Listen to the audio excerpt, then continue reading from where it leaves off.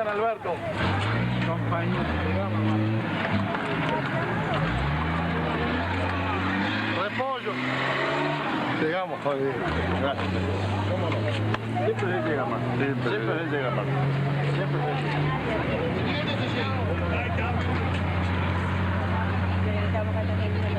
Presidente, llegamos. Eso tiene verde. Ahora que está la cámara, María.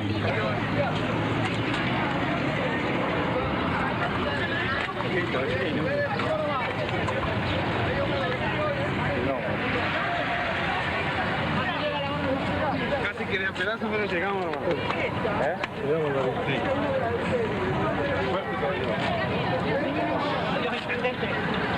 ¿Cómo se va, hermano? Llegamos, viejo. Acá llegamos. Bien, gracias. ¡Jorge! Un abrazo, no me temes. Llegamos. Bueno, esto ocurrió hace más de 20 años. Viviana, ¿cómo estás? ¿Qué tal, Daniel? Muy buenas noches para todos. Tenemos esta edición especial de Todas las Voces. Hace más de 20 años, corría el año 1997, cuando Jorge Larrañaga emprendía este viaje a caballo para tributarle un homenaje a Artigas. 1000 kilómetros transitó rumbo a Paraguay. Iban a un encuentro con el patriarca, así se denominaba, junto a otros jinetes del departamento de Paysandú. Salieron de allí y llegó a Asunción, ¿no? 22 días, decíamos, ¿no?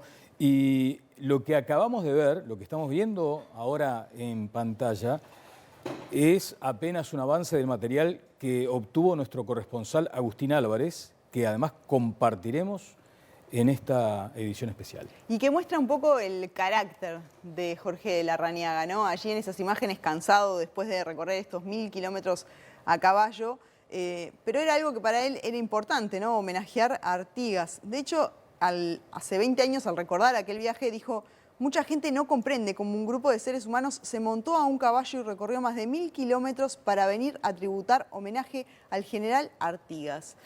Sí, claramente lo que decías, ¿no? Bueno, tenemos una edición especial y además con invitados especiales esta noche. Lo mencionaba el presidente de la República. Todos estamos choqueados todavía, ¿no? Hay que asumirlo, es así. Efectivamente, seguiremos algunos días todavía sin que te caiga la ficha, como dicen, ¿no? El presidente de la República hablaba de la liturgia blanca, del cancionero también, mencionó algunas canciones, y que tienen mucho de eso, ¿no? De mística y de épica. Y puede decirse, si se quiere, que también la gestión de Larrañaga, su trayectoria política, tiene algo de gesta. Pues sabes que hay una parte del himno blanco por excelencia, que es Tres árboles. Hay una frasecita en esa letra que puede escribir lo que era Jorge Larrañaga, ¿no? Firmes en la lucha, vivir es combatir.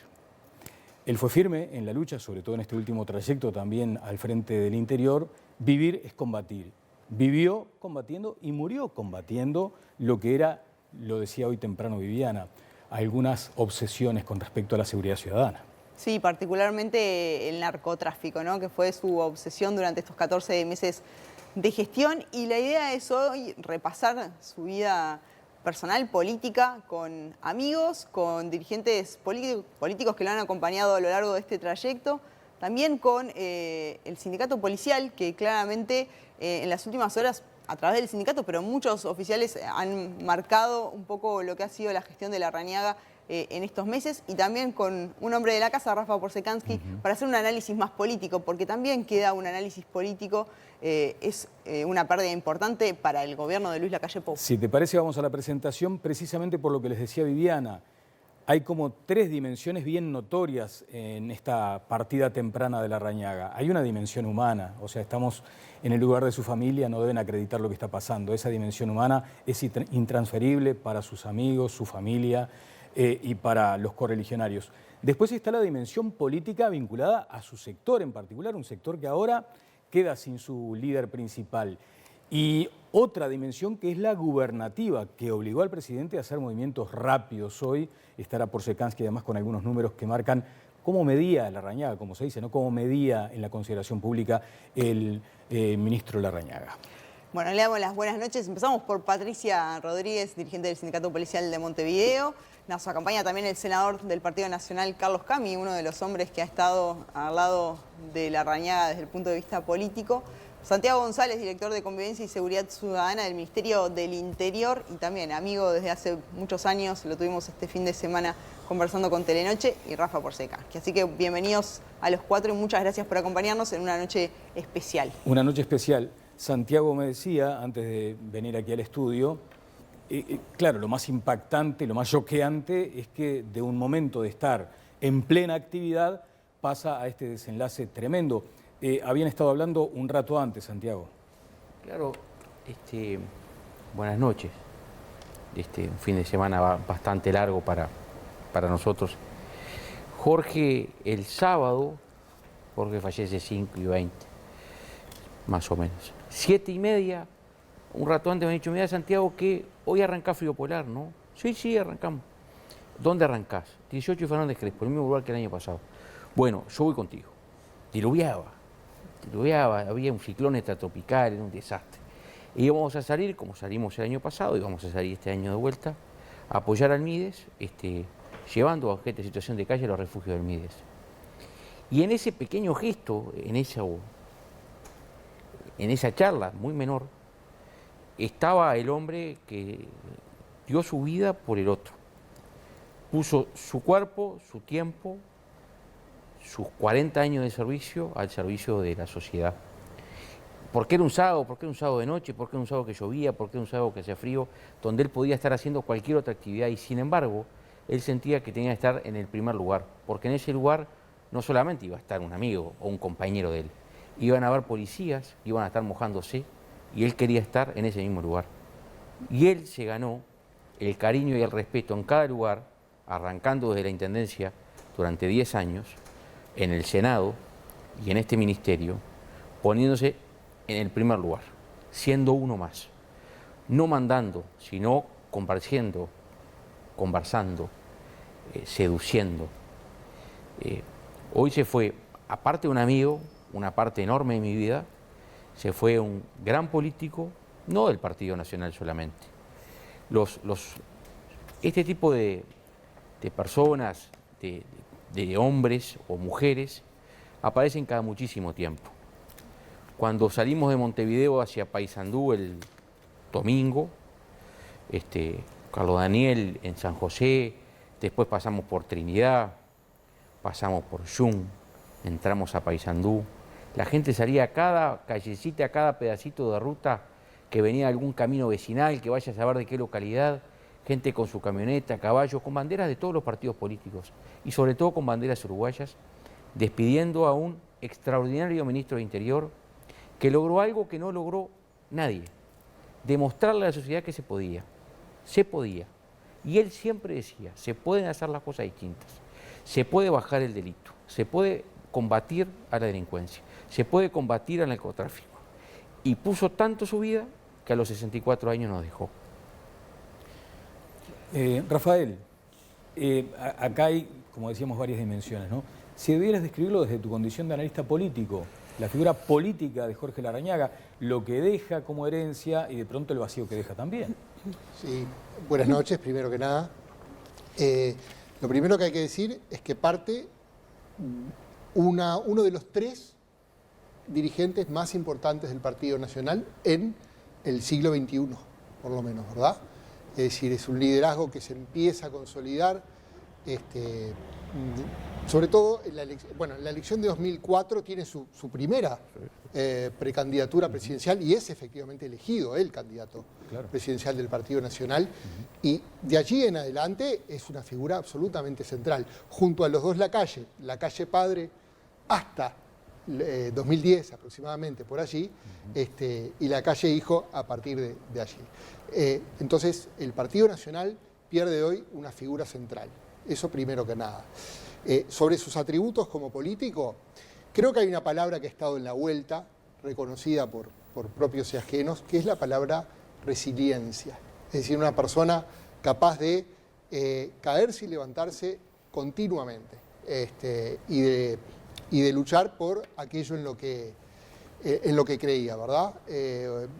Me vino a la memoria una columna de Fernando Butazzoni, que es un escritor obviamente emparentado con la izquierda, donde reconoce justamente ese valor de la resiliencia y la convicción de pelear por un proyecto contra viento y marea. El mismo Butazzoni, que estaba en contra de la campaña de firmas y el plebiscito contra, digamos, para la creación de la Guardia Militar y demás, destaca ese valor en su momento como muy, muy caracterizador de Larrañaga. Y el otro elemento que creo que también es interesante de verlo, digamos, de izquierda a derecha del espectro político, es el tema de haber sido un servidor público, ¿verdad? De haber realmente puesto el traje de una persona que sirve desde la política a la ciudadanía en función de sus convicciones. Y creo que en ese sentido se sentía muy cómodo Larrañaga, en particular desde este último cargo que estaba ejerciendo, que estaba emparentado a una temática en la que él se había posicionado muy fuerte desde hace bastante tiempo. Claro, justamente con la campaña Vivir sin Miedo, ahí fue como que efectivamente que fue una bandera que agarró prácticamente solo dentro del partido, o solo, con algunas personas de su entorno que lo acompañaban, y claramente se posiciona como un ministro que hoy destacaba el presidente de la República, ¿no? No es moco de pavo que te homenajeen los policías, los retirados, porque obviamente también es un desafío esto para el gobierno a partir de ahora, ¿no? Tenemos un nuevo ministro. Sí, es así. Y se da una circunstancia de que, bueno, es un nuevo ministro que se va, es un ministro que no es del sector del presidente, es del Partido Nacional, pero no del sector del presidente. Se establece ahora el desafío de tener un liderazgo que sea similar. Funcionó muy bien comunicativamente Larrañaga ante la opinión pública, lo vamos a ver en un rato con los datos que marcan claramente un posicionamiento favorable de su gestión. Y la calle Pou elige ahora una figura de mucha trayectoria, como Larrañaga, pero digamos que no tenía digamos, el posicionamiento en gestión de temas de seguridad. Fue el hombre... Así que hay una apuesta interesante. Fue el hombre del interior que estuvo más cercano a ser presidente de la República, si vemos la historia reciente, ¿no? Sí, claro. Y allí, Carlos Daniel Cami, senador, hay también algo que llevaba muy adentro como una de sus principales convicciones Jorge Larrañaga, es decir, bueno, el interior también existe, fue aquel político que le puso acento, énfasis todo el tiempo al asunto de la descentralización, por ejemplo. Sin duda, cuando un puñado de dirigentes del interior y también de Montevideo fuimos a buscar a Jorge Larrañaga a Paysandú, era intendente de Paysandú, en un momento muy especial del Partido Nacional, un intendente joven. Jorge renunció a la intendencia para ser candidato hacia la elección interna del 99, que él no fue candidato, respaldó a Juan Andrés Ramírez, y era la primera elección interna después de la reforma del 96. Y recuerdo en ese acto de renuncia, en la escalinata de la Intendencia de Paysandú, había muchísima gente. En el discurso lo culminó diciendo: me voy por un sueño de un país más integrado, pero si me voy a la capital, sepan que siempre seguiré mirando el río. Y hoy descansará para siempre en su Paysandú natal, mirando el río. Y yo creo que quedan muchas cosas de Jorge Larrañaga, muchísimas cosas, pero fundamentalmente fue desde un partido emparentado desde lo más profundo de su historia con la defensa del interior o de la integración nacional, fue un defensor acérrimo de esa causa.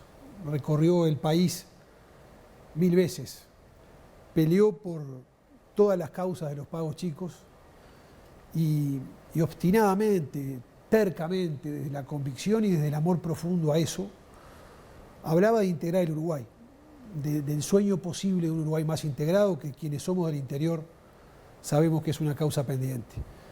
Y con Jorge se va, sin duda, en un político de fuste, en un trabajador empedernido, también un conocedor de todo el país, un conocedor profundo del Uruguay. Yo, con Santiago, quienes estuvimos 23 años con él, yo lo acompañé cientos de veces mano a mano a recorrer el interior del país. A los dos nos gustaba mucho. Y puedo dar fe de acciones y de acciones de compromiso que solamente las hacía quien lo siente profundamente. Pero hay algo que yo destaco especialmente, que lo decía recién Rafael. Es la única expresión política, la única, en un país que tiene, no solo en el Partido Nacional, pero sí fundamentalmente, expresiones de dirigentes departamentales muy exitosos, intendentes reelectos, intendentes que fueron muy buenos ministros, senadores destacados, pero ninguno logró calar en la política nacional y convertirse en un primer dirigente nacional. El único caso es Jorge Larrañaga.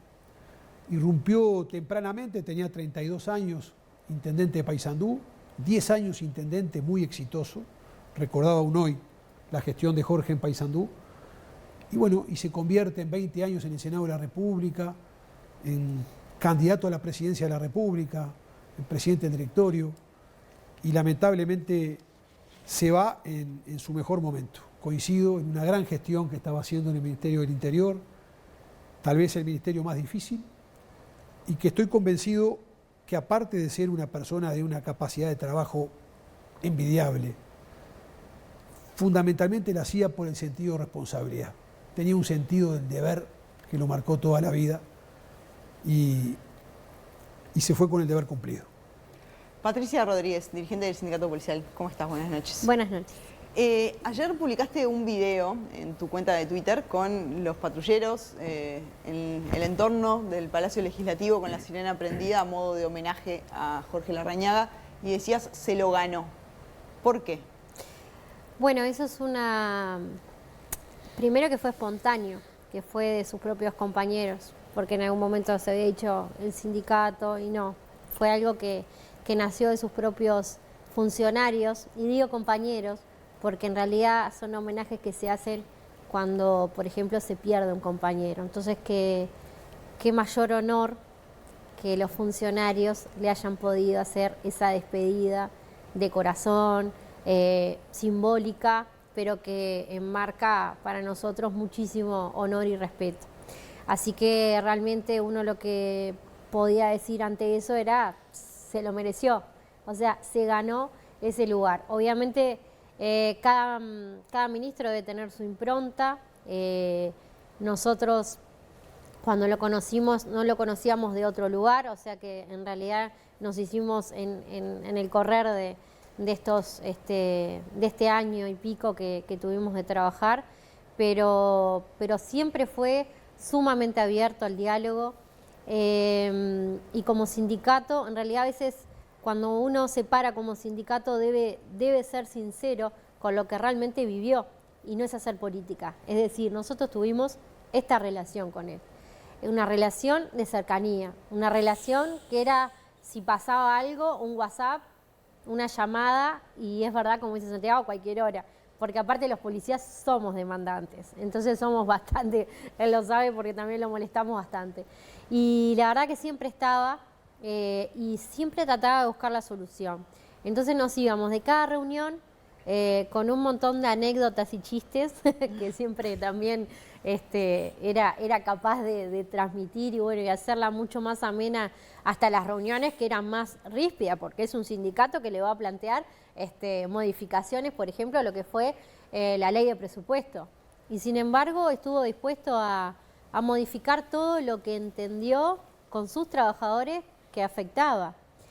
Y eso habla muy bien de él, porque en realidad no fue un retroceso. Fue decir, bueno, si a ustedes les parece que esto va a perjudicar a la policía, bueno, vamos a sacar. Y prácticamente modificamos el 80% de lo que se iba a mandar en ese momento al Parlamento. Entonces nosotros no podemos decir más de lo que vivimos. O sea, vivimos una relación cordial, de diálogo, de construcción, de cercanía, y que bueno, que uno levantaba el teléfono y que estaba dispuesto a escuchar y a tratar de solucionar. ¿Cómo cae ahora la designación de Luis Alberto Heber? Bueno, en realidad tampoco lo conocemos, o sea que bueno, que también me alegro que haya quedado la cúpula ministerial también, porque empezar de nuevo y empezar todo en un ministerio, como decía bien Cami, que es sumamente complejo y debe ser uno seguramente de los más difíciles, iba a ser mucho más complicado. Entonces que queden asesores como Santiago, como Calabria, como Maciel, que bueno, que uno sabe que más o menos ya le agarraron las riendas a un ministerio que es sumamente complejo, va a ser bueno también para ayuda al próximo ministro, que nos conoceremos en el andar. Obviamente que uno como sindicato espera que la vara quedó alta, ¿no? Estamos conscientes de eso. Bueno, esperemos que pueda llegar de alguna manera. Obviamente que nadie va a ser igual, porque cada uno tiene, como decíamos, su impronta, pero que pueda también generar ese diálogo y esa empatía con sus trabajadores. Bien, hoy decíamos entre noche con Viviana, aquel 2 de marzo apenas asumía el gobierno, cuando quedó clara la postura que asumiría Larrañaga. Para los delincuentes la ley, para la policía respeto, un poco en esa línea de lo que señalaba Rodríguez. Vamos a escuchar lo que decía Larrañaga a propósito precisamente de la acción policial y del respeto que debía tenerse por el policía. Y por eso muchas veces a mí personalmente, como referente político responsable de un ministerio, me molesta mucho que se ataque a la policía que todos los días arriesga el cuero en todos lados, pretendiendo llevar adelante el ejercicio de su función. Y después se le termina diciendo, sí, haces un operativo en La Rambla, pero no haces un operativo en Casabó en 40 semanas. No, hemos entrado en todos lados. Yo no quiero estigmatizar a ningún barrio. Lo estamos haciendo y lo vamos a seguir haciendo porque en esos barrios en donde se puedan mencionar, en donde pasa cualquier cosa, la inmensa mayoría de la gente que vive en esos barrios es gente honesta. Sí, pero que está presa. Pero que está aterrorizada. Está presa. Bueno, precisamente hay que llenar de Estado a esos barrios.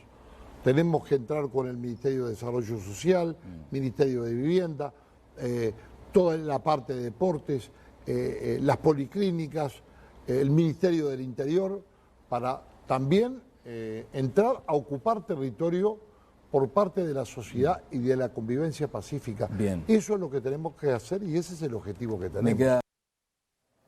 Bueno, allí parte de esa entrevista, la vara queda alta y le entrega Larrañaga la posta a su equipo. Con esta desaparición prematura, seguramente allí habrá también una herencia política y una herencia en la estrategia, Santiago. Sí, a ver, yo quiero hacer un poquitito de algunas cosas que me parece que son importantes. Probablemente podría hablar muchas horas de Jorge, pero destacar algunos hechos. Si uno ve la historia del partido había quedado post año 99 bastante complicado.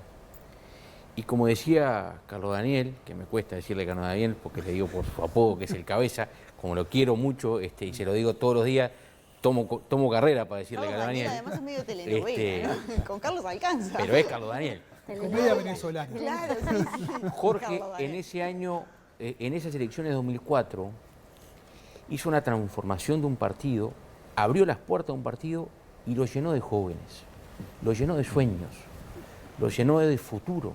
Futuro que hoy está lleno el país de esos jóvenes que militaron en los 100 años de la Revolución del 4, que lo acompañaron en esa candidatura presidencial. Están llenas las intendencias, los ministerios, el poder legislativo, los ediles, los alcaldes, surgieron de ese lugar tan fermental donde le abrió el partido a miles de personas. Ahora, Santiago, ¿cuánto de jorgista hay en la acción, en la estrategia, y cuánto de equipo para seguir? Porque la vida sigue.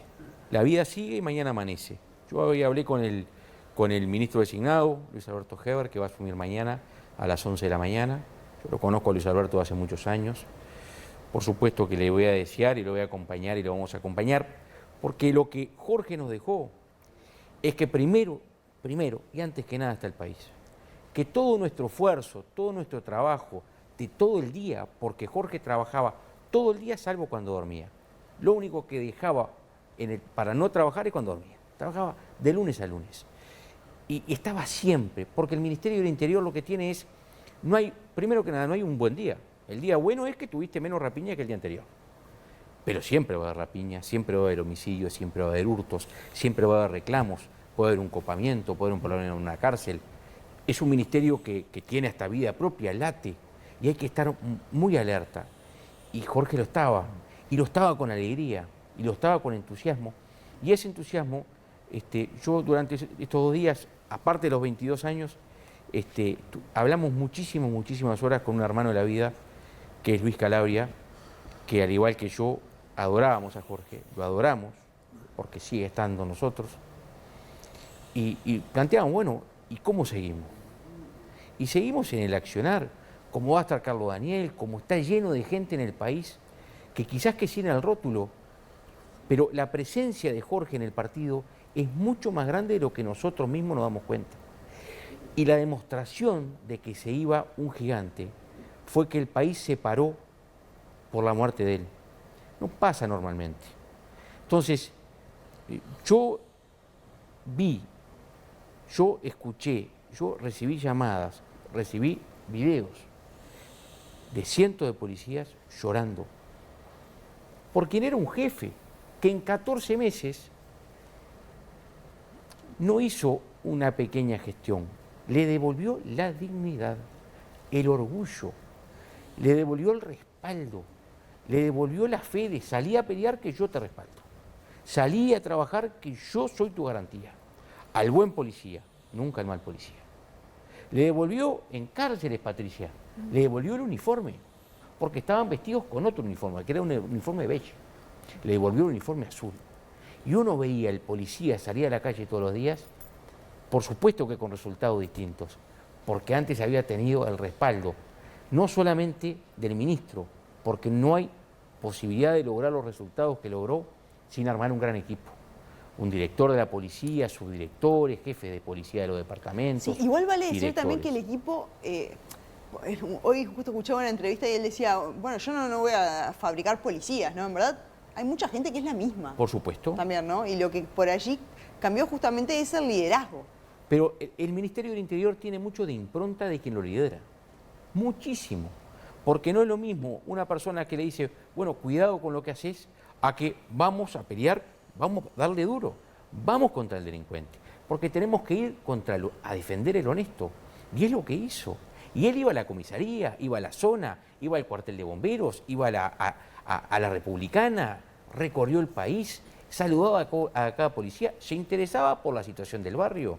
Fuimos a todas las zonas, a las comisarías, a ver qué pasaba en cada barrio.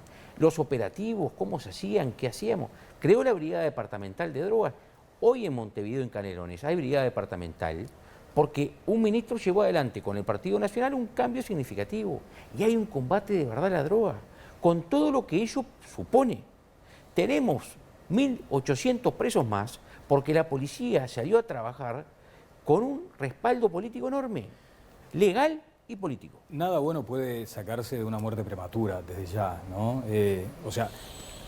La República, todos más allá de partidos y de ideas, necesitaban a un Jorge Larrañaga bastante tiempo más. Sin embargo, Rafael, uno podría decir, bueno, ¿qué es lo menos malo de todo esto?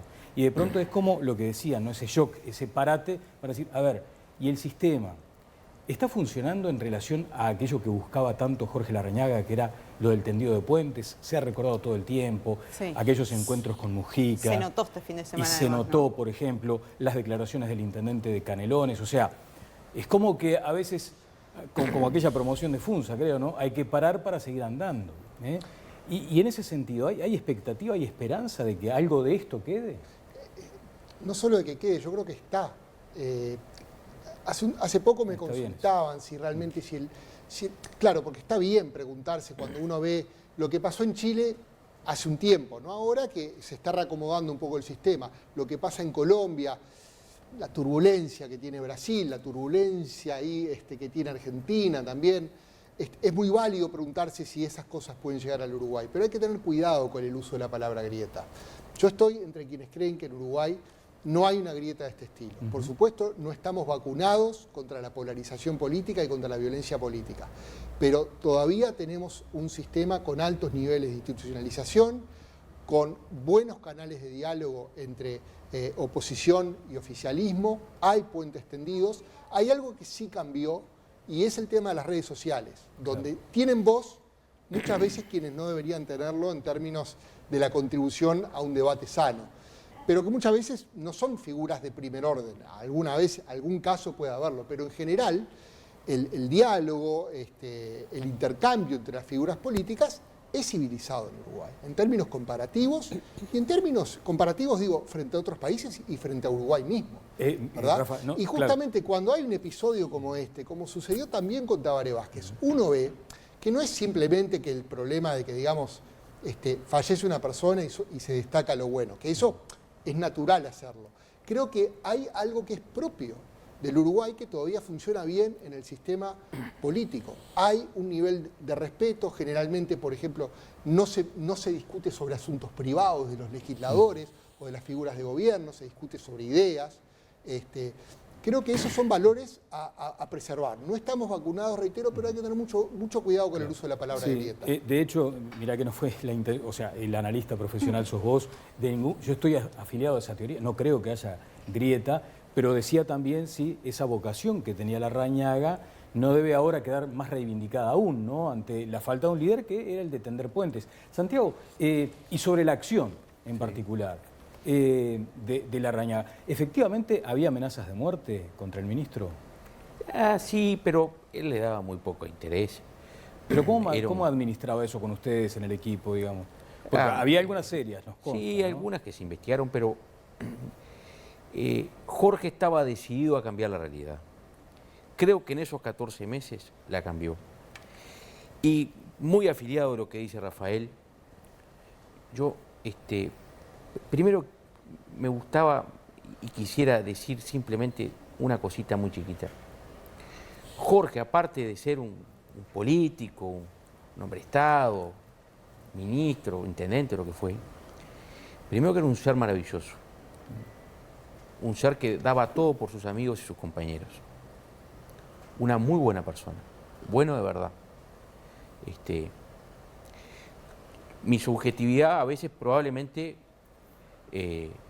para algunas cosas, sobre todo para la política, yo con Rafael me peleé 60 veces por encuesta, ahora jorobamos, pero nos conocemos hace mucho tiempo, y me voy a seguir peleando porque lo quiero. Pero él era una persona realmente muy querible en cuanto hablaba 5 minutos. Y era un padre maravilloso y dio todo por sus hijos. Y cuando se va tan prematuramente y tan de golpe a alguien, creo que el valor humano tiene que estar sobre la mesa. Porque el político y el que dio todo está bárbaro, está sensacional. Y le agradecemos en tanto uruguayos. Ahora, hay miles de muchachos y muchachas, y no tan muchachos y veteranos en todo el país, llorando a un líder, llorando a un amigo, a un compañero. Veía la marcha Paysandú, la marcha de la meseta, él estaba en Holanda, una madrugada, y llama a María Dolores Álvarez, que era su secretaria. Por supuesto que no se puso a pensar a qué hora era acá, ¿no? Acá era de madrugada, él allá no sé qué hora era. María, tenemos que hacer algo por Artigas, vamos a hacer una marcha, vamos a salir. Bueno, quedó por eso. El tipo llegó y había una marcha. Salieron creo que 10, 11, 15 de la bandera de la entrada a Paysandú, de la rotonda, a la meseta. Al día de hoy son miles y miles de gurises que van todos los años a rendirle homenaje al general José Artigas. Son cosas, porque fue Artigas, pero un día dijeron, bueno, pero vamos a la meseta y volvemos a Montevideo, en el gobierno de Valle, la marcha de la Redota. Entonces fueron hasta la meseta, que yo lo hice, fueron hasta la meseta y después hubo que volver a Montevideo.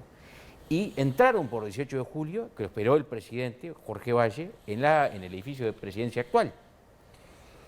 Y él era una hermosa mezcla de líder, caudillo, amigo, padre bueno, generoso, que entregó todo lo que tenía. Jorge le dio al país todo lo que él tenía, el 100%.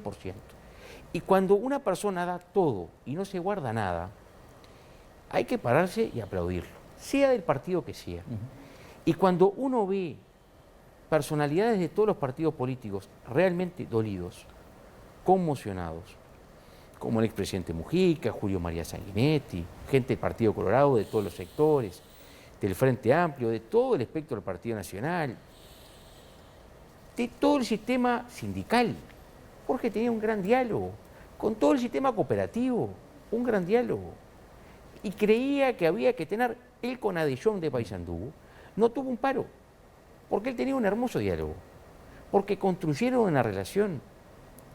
Ese hombre nos transmitió a todos los que lo escuchamos, lo vivimos y lo acompañamos, una forma de ejercer el poder, no de agarrar el poder para uno mismo, sino uno presentarse ante el poder para ayudar al otro. Y en eso yo creo que es lo que trasciende de Larrañaga. Y lo que tenemos que hacer es rendir su memoria y trabajar todos los días para lo que él quería se haga realidad y que siga lo que decía Carlos Daniel. Su sueño era que naciendo donde uno nazca, sea donde sea, todos tengamos las mismas oportunidades.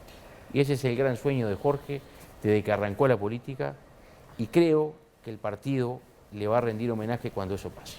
Cami, ¿cuál fue el día que lo vio más feliz a Larrañaga en su vida política? Porque calculo si le pregunto por la vida personal me va a decir cuando nacieron sus hijos. Pero en la vida política, ¿cuál fue el momento que diría, acá lo vi más feliz? No tengo duda que la vida personal seguramente fue cuando nacieron los hijos, porque fue un padre excepcional, muy cariñoso, muy pendiente de sus hijos, de sus 4 hijos que quería muchísimo. Yo lo vi muy contento en el 2004. La elección del 2004 fue una elección donde el Partido Nacional, que venía de tener la peor elección en su historia, la única vez que salió tercero, que había tenido un cisma partidario muy fuerte, es el puntapié del nacimiento político de Jorge Larrañaga, de ese intendente joven del interior que entra en la capital con un temperamento avasallante, con una dinámica que lo distinguía, que lo caracterizaba, con una estampa, con un carisma muy particular, y se convierte en el líder de un partido que tuvo casi el 36% de los votos. Y surge una esperanza enorme en el país y en el Partido Nacional, lo que señalaba Santiago, una renovación muy fuerte. Yo fui vicepresidente del Instituto Nacional de Colonización con 30 años. Fui presidente de la Convención Nacional del Partido Nacional con 33, el más joven de la historia. Jorge lo repetía incesantemente. Santiago creo que fue o es el senador, el secretario del Senado más joven que hubo. Es decir, hubo un viento de renovación impulsado por esa figura fenomenal, extraordinaria. Y lo vi contento y lo vi lleno de esperanzas a partir de ahí. Y a partir de ahí tuvo repechos y bajadas. A partir de ahí conoció el respaldo popular inmenso y conoció la derrota. Y fue tan blanco cuando ganó como cuando perdió. Tal vez fue más blanco cuando perdió. Y tuvo traiciones. Y fue una persona que se cayó y siempre se levantó. Yo creo que Jorge se fue invicto. Se fue invicto porque fue honesto, se fue invicto porque siempre que se cayó se levantó. Y fue un enorme republicano. Creo que también siempre estuvo contento Viviana cuando logró cosas por el país más allá del partido. Fue una persona que generó confianza porque era de diálogo, porque era constructor de puentes. Pero, por ejemplo, ¿qué? Bueno, fue un conductor, un líder político que siempre habló con los líderes de los demás partidos. Y eso le trajo problemas, de hecho, a la interna, ¿no? Usted se debe estar refiriendo a la charla con Mujica en la chacra de Andresito. Y yo no sé si le trajo problemas. Tal vez habría que evaluar, no sé qué puede decir Rafael, del resultado electoral inmediato, pero sin duda le trajo esa actitud, esa convicción, el respaldo que lo despidió ayer y hoy de todo el país, el respaldo de todas las fuerzas políticas y de las fuerzas sindicales. Fue un republicano. Jorge Larrañaga fue un republicano, sí. Fue un hombre de la República y creo que eso se va a extrañar. Sí, en un país... Mujica reivindica, de hecho, la amistad que generó, o sea, no era simplemente una relación política, ¿no? Y me parece porque era creíble, porque era creíble. Cuando hablamos de, Daniel, perdón, del sistema político, yo agrego que el sistema político uruguayo es un sistema de partidos. Miremos los países de la región. Partidos muy jóvenes o expresiones electorales de lemas accidentales. Acá tenemos partidos muy viejos, no solo los tradicionales, que son los más viejos del mundo. El Frente Amplio tiene más de 50 años. Y los liderazgos de partidos y la democracia de partido precisa también de líderes importantes. Está muy bien. Decía, creo, Rafael, ¿no? Esa condición también de servidor público, alguien que se entrega al servicio sin medir las consecuencias. Voy a ir contigo, Santiago, pero antes quería referirme a este asunto con Patricia. Ustedes son servidores públicos y me llamó la atención escuchar al fiscal Jorge Díaz hoy decir, cuando pasan estas cosas, dice, yo estuve muchas horas reunido con Jorge en Punta del Diablo, creo, algo así, y dice... cuando pasan estas cosas es donde uno se pregunta, ¿vale la pena? ¿Justifica, ¿no? esta entrega, este empeño en tratar de ser un servidor público convencido, pero además cuando tenés estos picos de estrés fenomenales, tenés estas angustias, tenés estos problemas de un ministerio que late, como decía Santiago? Ustedes son servidores públicos. ¿Qué necesitan también de la autoridad, de quien dirige, para seguir con la moral alta? Sí, sin duda que, como decíamos hoy,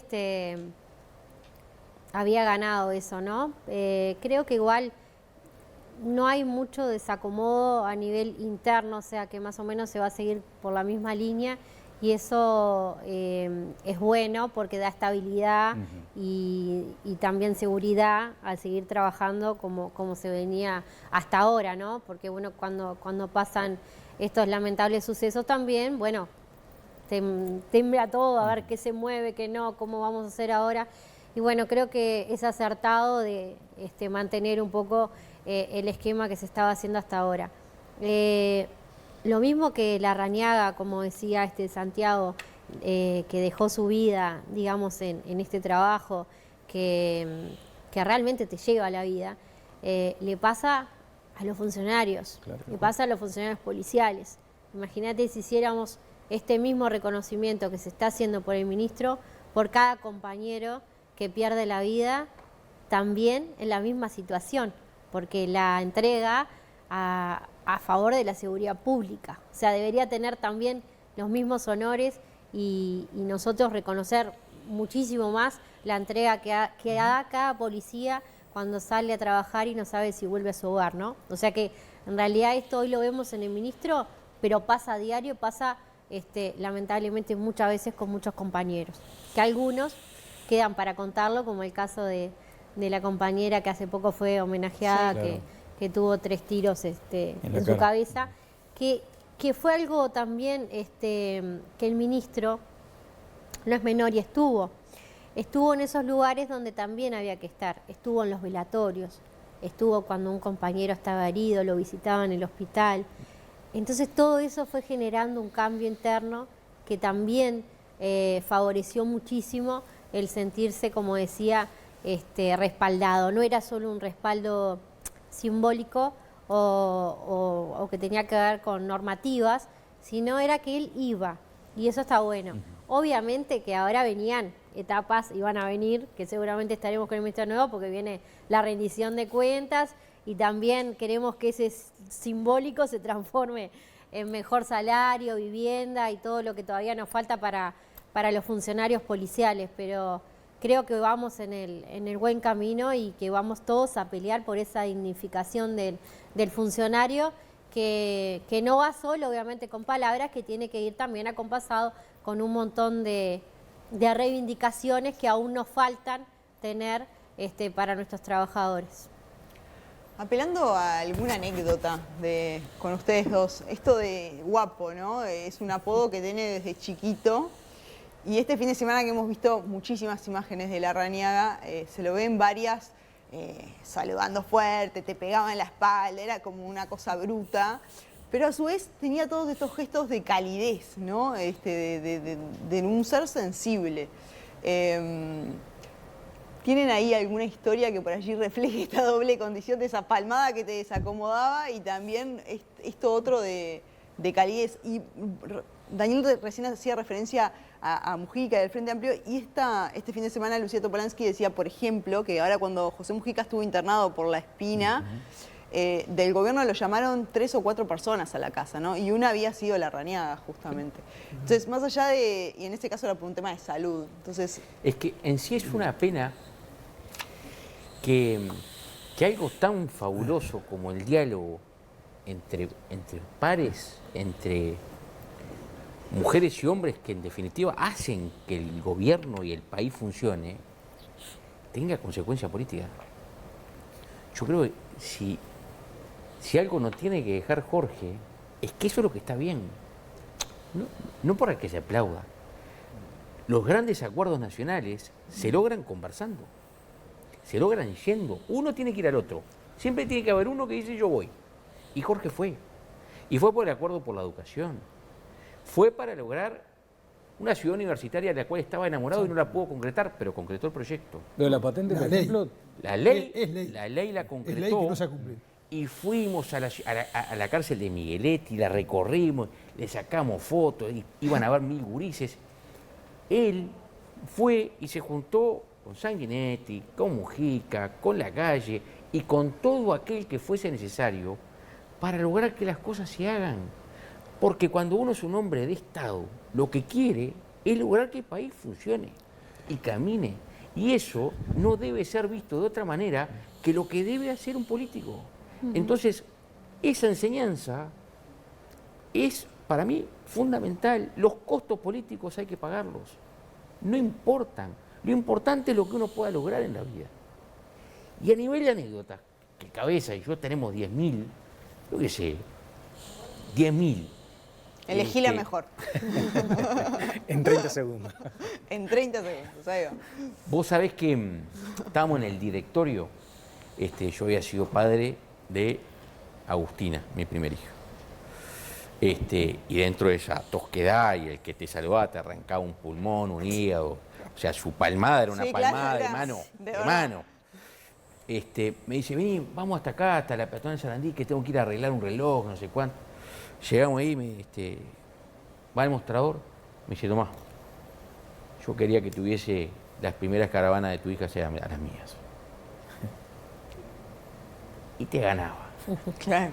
Te ganaba porque ese hombre con su ansiedad, con su fanatismo, con esas ganas de cambiar el mundo cuanto antes mejor, porque se iba a poder llegarle a más gente. Cuando paraba un ratito te encontrabas con un tipo fabuloso, amante de sus amigos, con una tradición familiar, adoraba a los caballos de carrera, le daba una paz enorme, ir a conversar con el peón más humilde del hipódromo más lejos de Montevideo, en su ciudad natal, en Paysandú, donde una cantidad de amigos del barrio del hipódromo, un barrio muy humilde. Él básicamente un hombre de pueblo, un hombre muy llano. Él, y lo digo porque lo vi en todas las situaciones, se podía sentar a conversar con el rey o en un cajón de verdura, en la casa más humilde del país. Y era el mismo Larrañaga. Cami. Sí, muchas anécdotas. Él siempre me reclamó de escribir un libro. Siempre me decía, vos que tenés memoria, a veces, y hemos recorrido tanto el país, 20 años, tenemos que anotar estas cosas. Pues son giras muy largas. Y A veces, no hay un cuadernito ahí que se seguramente pueda... alguna vez puedo hacerlo. Y se levantaba a veces y me decía, hoy me desperté y no me acordaba dónde estoy. Eran giras interminables.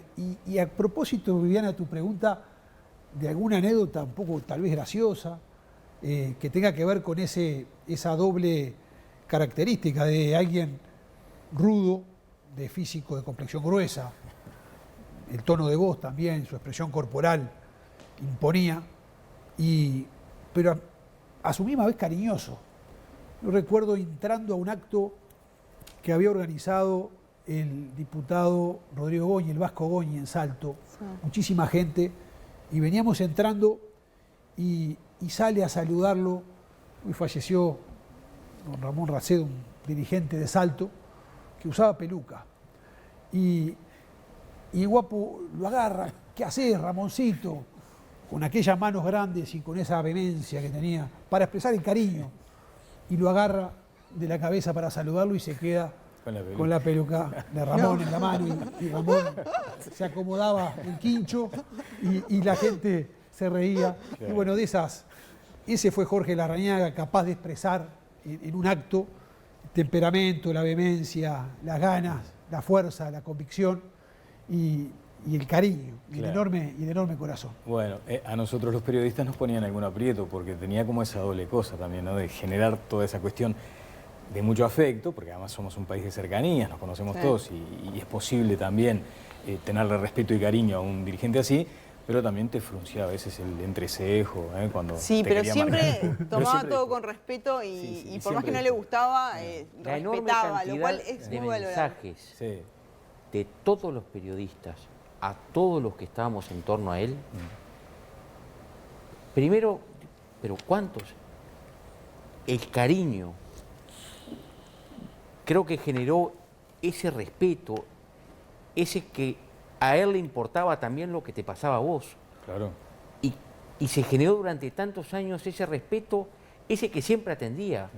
Atendía con amabilidad, aunque sea un momento espantoso Complicado. para él. Sí, sí. Aunque te dijera 3 palabras, ¿no? Exacto. Muchas veces pasaba que te decía 3 palabras, Bueno, pero atendía. Vamos a invitarlos, además de agradecerles la presencia, a otro tramo de esa patriada, ¿no? A caballo.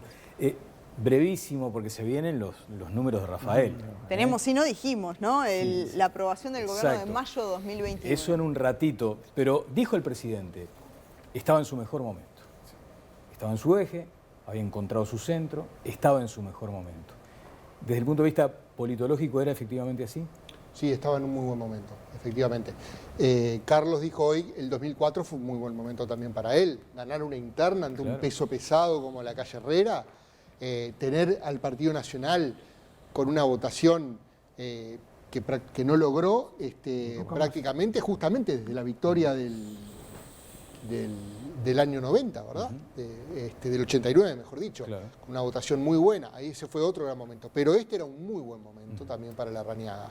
Con un saldo que vamos a ver positivo en la aprobación de gestión y también el mismo reconocido, más allá de las diferencias de enfoque que pueda tener sobre todo la oposición, el Frente Amplio, con el contenido de la gestión, reconocido como lo que decíamos hoy, servidor público, ¿verdad? Eso es un elemento que estaba muy, muy fuerte. Claro. Y tuvo algunas, además, no las tuvo todas consigo, pese a que, es verdad, los indicadores delictivos bajados, a nivel de opinión pública no las tuvo todas consigo, tuvo algunos, aquella denuncia de un funcionario de ADEON, ¿verdad?, que luego se desmontó, los incidentes en la Plaza Sereni, la destitución de Herodes Ruiz, y generalmente salió bien parado en esas instancias. Iba a ser el primer ministro interpelado del gobierno de Luis Lacalle Pou y de hecho no lo fue. No lo fue. Es decir, estaba en un momento sólido, lo cual también es inevitable la pregunta contrafáctica. Tú se la hiciste, Daniel, Sí, a él claro. mismo aquí. A nivel de proyección electoral, ¿qué hubiera pasado con eso? Sí está claro que así como el país pierde un ministro que tenía muy buen posicionamiento, también pierde una figura que no se podía descartar con proyección electoral. Bueno, muchas gracias Rafael, Santiago, a Carlos Daniel, Cabeza Camín, y a Patricia. Muchas gracias. Y los invitamos a compartir estas imágenes antes de la pausa de ese viaje rumbo al Patriarca. Voy a hablar de mi novia más reciente, se trata ni más ni menos que la placa. Pero yo le meto título a la gente, a veces me equivoco en los grados, pero al comandante Rojas, nuestro reconocimiento.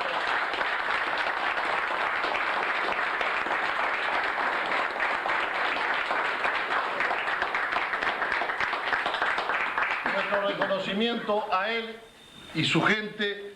Los pueblos de la patria grande. Acompaña los niños de la ciudad de Formosa efectuando una ofrenda floral de bienvenida a estos hermanos uruguayos.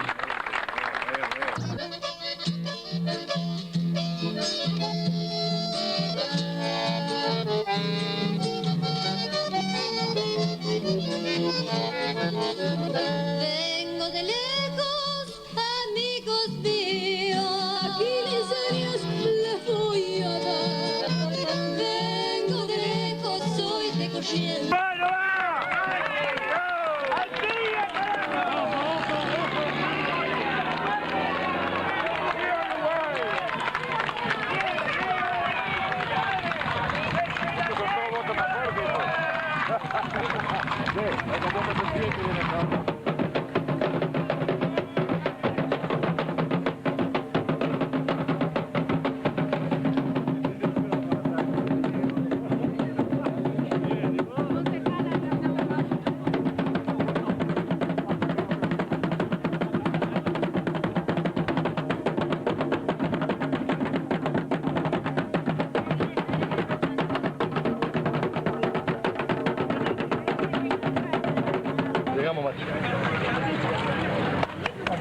Vamos arriba.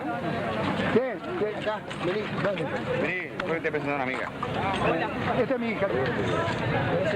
Pacho, llegamos. ¿Por la llegada? No, por la llegada. Tomá, Jorge. Bueno. Jorge. Foto.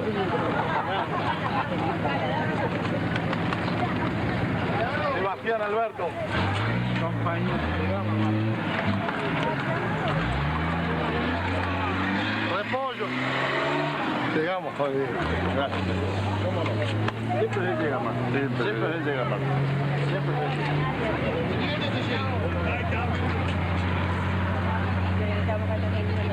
Presidente, llegamos. Eso tiene verde. Ahora que está la cámara, venida.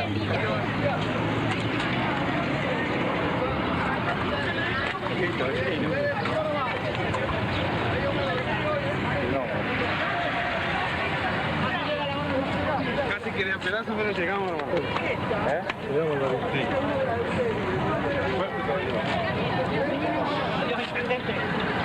¿Cómo se va, hermano? Llegamos, viejo. Acá llegamos. Bien, ¡Jorge! Un abrazo, no me temes. llegamos. ¿Vos crees? Llegamos, Patrito.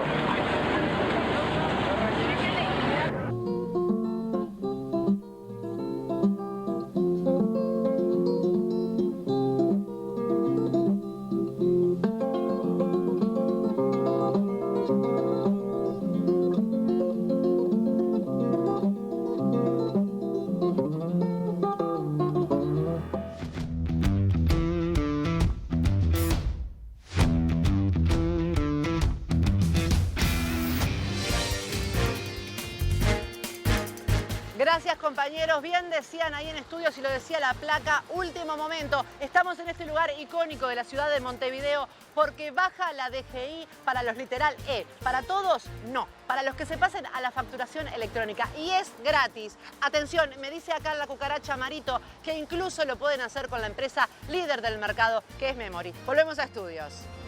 Leticia, si vos seguís facturando en papel, estás perdiendo plata, mi vieja.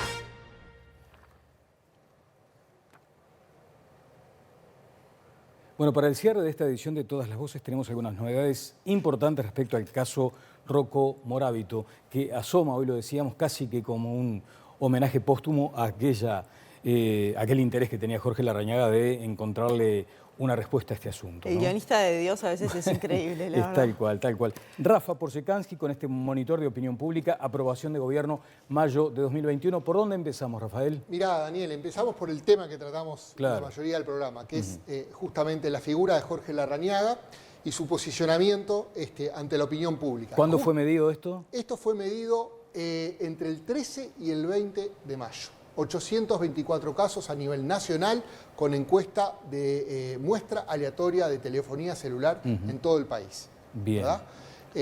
Y justamente lo que tenemos para ver es la aprobación de gestión del ex ministro del Interior, Jorge Larrañaga, que muestra un panorama de mucha estabilidad y de saldo claramente favorable. Lo medimos en octubre de 2020, lo medimos ahora, como te decía, en mayo de 2021. Si uno suma el muy buena y el buena, tiene un 52%, 12% muy buena, 40% muy buena en octubre. Y si uno suma 18 muy buena y 35 buena de mayo, tiene 53. 52 en octubre, 53 en mayo, una situación de estabilidad. 20% de desaprobación en octubre, 20% de desaprobación en mayo, con un saldo de casi 30 puntos, alrededor de 30 puntos a favor de la aprobación de gestión. Esto es una gestión, así que también podríamos decir que son los números base con lo que Luis Alberto Heber toma esta administración, ¿no? En esto de que también mañana amanece, ¿no? Y esto continúa. Claro, exactamente. Estos son los números en un contexto donde, como hemos visto en anteriores ediciones, la delincuencia ha caído como problema país, ha sido, ha ganado terreno el coronavirus, ha ganado terreno las preocupaciones económicas lideradas por el desempleo, y donde, más allá de la gestión ministerial, también la ciudadanía ve con buenos ojos el enfoque genérico del gobierno sobre el tema de seguridad. Es decir, los dos indicadores han evolucionado de manera favorable después justamente de que el Frente Amplio tuviera en esa dimensión particulares problemas de posicionamiento en la segunda gestión Vázquez. Bien, ahora estamos con la aprobación de gestión de gobierno. Me gustaría brevemente, en la placa anterior, si lograron desagregar, o sea, ¿qué es lo que la gente entendía como fortalezas de la gestión Larrañaga? No llegamos a preguntarlo, en ese caso lo podemos tener para aprobación de gobierno, sí. Perfecto. Pero, digamos, está claro que, había una actitud también, ¿no? Virtudes comunicativas, y sí, hay una parte de la ciudadanía que, de hecho, esto se pregunta a veces al evaluar positivamente la gestión de gobierno, que se siente un cambio en, digamos, en el enfoque de la gestión o en también el liderazgo. Bien. Claro.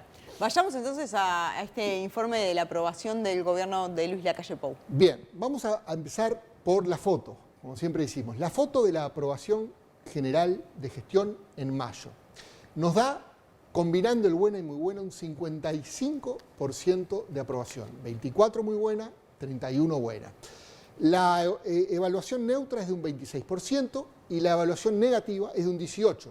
9 muy mala, 9 mala, y hay un 1% que no contesta la pregunta o no tiene una opinión formada sobre la gestión. En definitiva, lo que tenemos es un saldo que continúa siendo claramente favorable para el gobierno. 55 contra 18, si uno le resta al verde el rojo, habla de una brecha de 37 puntos. O sea que la foto nos dice que el gobierno continúa a nivel genérico con crédito ante la ciudadanía en un contexto complejo, donde además agrega la crisis sanitaria, que tiene efectos, pero en otra dimensión que vamos a ver más adelante. Correcto. Y si vamos a la serie histórica, digamos, y comparamos esta foto con cómo veníamos hasta ahora. Cuando vemos la serie histórica, a ver, cosas a destacar. En primer lugar, está por debajo de los niveles de aprobación de 2020 y está un poco por encima de la última medición. Son 3 puntos. Siempre decimos lo mismo cuando hay una baja o una subida de pocos puntos en la aprobación. Esto puede deberse a un cambio real de posicionamiento de la población o puede deberse también al margen de error en vista de que trabajamos con una muestra que tiene un margen de error para las proporciones que damos. Por lo tanto, con variaciones chicas siempre somos prudentes al interpretar si hay o no hay un cambio real en opinión. De todas maneras, la noticia de alguna forma es que en un trimestre que ha sido difícil para el gobierno, particularmente por el tema sanitario, ¿verdad? Y con la continuación del contexto recesivo, el gobierno mantiene el capital político, digamos, que tenía previamente. Y ahí sí vamos a los motivos de aprobación del gobierno. Claro, y además le preguntamos a la gente ahora sí, ¿por qué evalúa la gestión de una u de otra forma? Y se lo preguntamos espontáneamente y luego nosotros codificamos las respuestas para ver realmente cuáles son las fortalezas y las debilidades del gobierno ante la opinión pública. Si hablamos de fortalezas, es decir, los motivos por los aquellos que aprueban dicen que aprueban, básicamente hay 3 grandes factores. Primero, una satisfacción general o una conformidad general con el rumbo, con las medidas tomadas o la percepción de que hay cambios favorables que se están viendo en el país. Ese es un conjunto de razones por las que se aprueba. Una segunda tiene que ver con digamos, la aprobación en la gestión de la pandemia. Pese justamente a los indicadores negativos de los últimos tiempos, todavía para un sector significativo, en 15%, sostiene que en su conjunto el gobierno está dentro de todo haciendo las cosas bien en el marco o para enfrentar a la pandemia. Y el tercer conjunto para dentro de quienes aprueban es... muchos lo dijeron con estos términos, el gobierno hace lo que puede, está haciendo lo que puede en un contexto de crisis y un contexto muy difícil. Es decir, se reconoce que hay una situación muy compleja, pero que a su vez el margen de maniobra del gobierno es limitado y que para lo que tiene está haciendo las cosas bien. Esos dicen los que aprueban. Sí. Los que desaprueban, ¿verdad? Los que desaprueban dicen otras cosas, justamente. En primer lugar, la principal crítica, y esto está alineado con el perfil de quienes desaprueban, que es un perfil predominantemente frentista, es por el lado de las políticas socioeconómicas. Es decir, se responsabiliza al gobierno por el desempleo o por la pobreza, o se considera que sus políticas son perjudiciales para la mayoría de la población. Ese es el principal motivo. Hay otros importantes también, hay una disconformidad en algunos, digamos, respecto a las medidas en general, Y hay un 3% también que dice que hay una mala gestión de la pandemia, hay otro 3% que dice que es un liderazgo inadecuado, ¿verdad? Es decir, de un lado tenemos a quienes sostienen que el gobierno está de acuerdo con las medidas tomadas, defiende la gestión de la pandemia a pesar de todo, considera que el contexto de crisis el gobierno lo está piloteando razonablemente bien, y del otro hay una crítica centrada sobre todo en lo socioeconómico y ahora más recientemente también debido a la pandemia. Recién hacías referencia a cómo esto tenía que ver con qué había votado, ¿no? Y creo que acá Exacto. en esta siguiente placa, que es según el voto en la elección anterior, queda claro, ¿no? Claro, hay una fuerte segregación que Claro. se sigue manteniendo. Dentro de los votantes de la coalición multicolor, el 85% aprueba la gestión del gobierno. Esto se reduce al 20% entre los frentistas, es decir, hay 65 puntos de diferencia en la aprobación entre un bloque y otro. No obstante, hay que hacer alguna salvedad. Todavía un quinto de los frentistas aprueba el gobierno, y por otro lado, si bien son mayoría los frentistas, son mayoría relativa los frentistas que desaprueban al gobierno, que es un 41%, no son digamos, la mayoría absoluta, son la mayoría relativa, no pasan el 50%.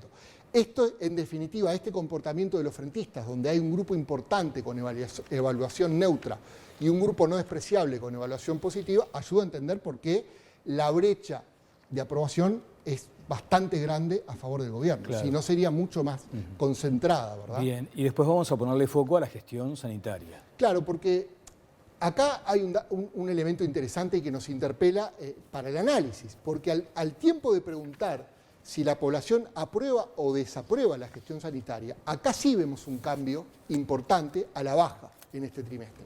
La aprobación sanitaria cae del 72% al 62%. Hay una caída de 10 puntos que está fuera del margen de error, ¿verdad? Es una caída efectivamente que se produce en la población. Y dentro de todo igual, se mantiene como el área de aprobación todavía con mejor evaluación. Supera incluso a los guarismos de la aprobación general. Lo que se instala acá es una pregunta, un momento, puede decir uno. ¿Cómo es posible que caiga la aprobación sanitaria, pero no caiga la aprobación general? ¿Por qué cae una y no cae la otra si al mismo tiempo el coronavirus es hoy identificado como el principal problema del país por la ciudadanía? Y la próxima placa nos puede ayudar a entender qué es lo que está pasando. A ver. Acá tenemos la aprobación de la gestión sanitaria por bloques comparando febrero y mayo. ¿Qué es lo que estamos viendo? Entre los frentistas, la aprobación de la gestión sanitaria de un trimestre al otro cae 18 puntos. Pero entre los multicolores la aprobación de la gestión sanitaria se mantiene igual, prácticamente igual, solamente cae 2 puntos. Entonces, ¿qué es lo que está sucediendo? Lo que está sucediendo es que hay un segmento de frentistas que no aprobaba la gestión, ya no la aprobaba, sí aprobaba la gestión sanitaria previamente, pero ahora ya no aprueba la gestión sanitaria. Entonces, la gestión sanitaria cae, pero la gestión general se mantiene e incluso se incrementa levemente. Hay un cambio en este trimestre. El cambio fundamental de este trimestre es que lo que era una política de gran consenso que llegó a tener 80% de aprobación, ahora es una política que se va dividiendo más por bloques. Claro. Lo que te pregunto siempre en el cierre, el saldo, la caja de ahorros, ¿cómo viene eso? Y bueno, el saldo es favorable para el gobierno porque, a ver, son niveles altos, la brecha es positiva y el contexto es muy recesivo.